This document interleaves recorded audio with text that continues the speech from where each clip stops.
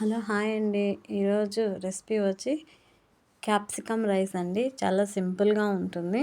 దానికోసం ముందుగా ప్యాన్ తీసుకోండి. ప్యాన్ హీట్ ఎక్కిన తర్వాత 2 టేబుల్ స్పూన్ల ఆయిల్ వేయండి. ఆయిల్ అనేది కొద్దిగా హీట్ అయిన తర్వాత ఒక ఆనియన్ని కట్ చేసి అందులో వేసుకోండి. ఆనియన్ అనేది ఆయిల్లో కొద్దిసేపు ఫ్రై చేయండి.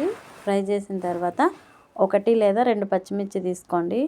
పచ్చిమిర్చి కొద్దిసేపు ఫ్రై చేసిన తర్వాత కొద్దిగా జీలకర్రను వేసి ఆయిల్లో కొద్దిసేపు ఫ్రై చేయండి. ఫ్రై చేసిన తర్వాత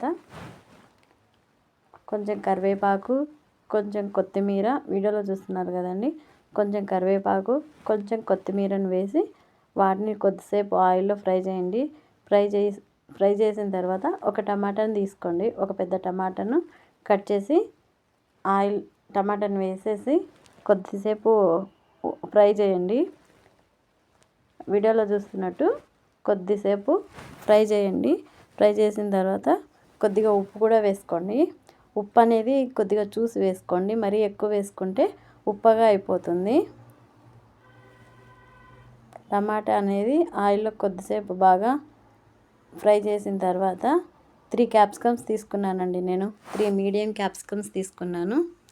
చిన్న చిన్న క్యూబ్స్గా కట్ చేసి ఆయిల్లో వేసి కొద్దిసేపు ఫ్రై చేయండి. క్యాప్సికమ్ అనేది కొద్దిగా 2 నిమిషాలు అనేది ఫ్రై అవ్వాలండి ఆయిల్లో. మంచిగా ఫ్రై అయితే క్యాప్సికమ్ రైస్ అనేది బాగుంటుంది. క్యాప్సికమ్ కొద్దిగా ఫ్రై అయిన తర్వాత కొంచెం కారం వేసుకోండి. కారం అనేది మీరు చూసి వేసుకోండి.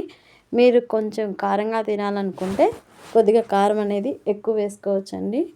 కొద్దిసేపు ఆయిల్లో ఫ్రై చేసిన తర్వాత 1 నిమిషము మూత పెట్టి క్యాప్సికమ్స్ని మగ్గనివ్వండి. మగ్గనిచ్చిన తర్వాత మనం ముందే వండి పెట్టుకున్న అన్నం ఉంటుంది కదండి, ఆ అన్నాన్ని తీసుకొని మనము ఫ్రై చేసుకున్న క్యాప్సికమ్స్ ఉంటాయి కదండి, టమాటా, క్యాప్సికమ్ అవన్నీ వేసిన ఫ్రై చేసుకున్న క్యాప్సికమ్ వాటిలో అన్నాన్ని వేసి కొద్దిసేపు అన్నాన్ని కలిపేసి తీసుకుంటే మన క్యాప్సికమ్ రైస్ అనేది తయారవుతుందండి. చాలా సింపుల్గా 2 నిమిషాల్లో తయారవుతుంది.